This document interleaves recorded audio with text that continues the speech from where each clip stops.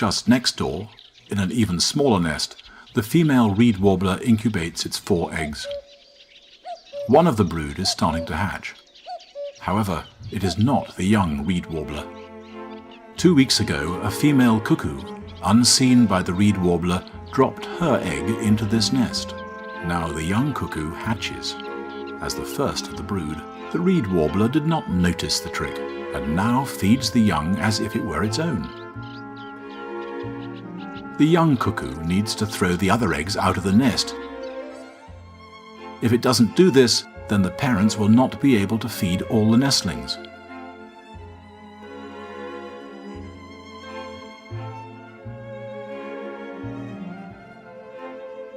But the first attempts are not successful. The cuckoo is still too weak.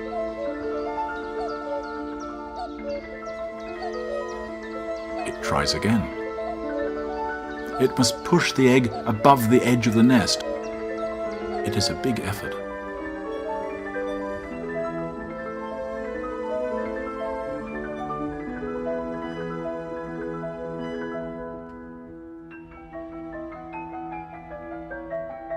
The determination of the weak cuckoo nestling to get rid of the competition is amazing to see.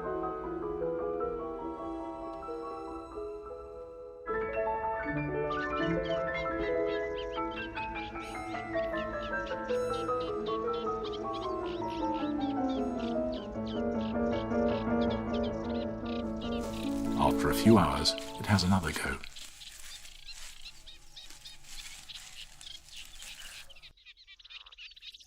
This time, there's some success. The first egg landed in the water.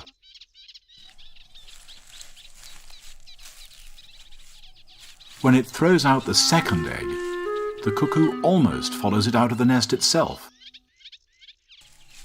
Now, for the last one. Alone at last.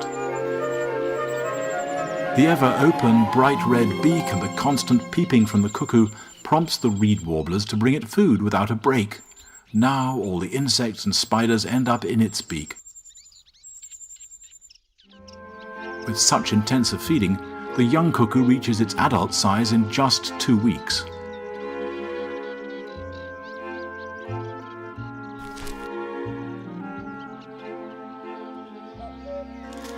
It is so large that when it sits on the nest it must hold tight so it doesn't fall off.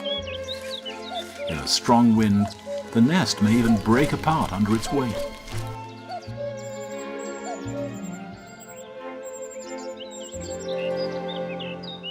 Although the cuckoo is by now much bigger than the reed warblers, they still treat it as if it's one of their own nestlings. Even after it has left the nest, they will still feed it. At the end of August, the young cuckoo will start its lonely journey to Africa. It will return next spring, maybe even to the same reed bed, and try to toss an egg into a reed warbler's nest.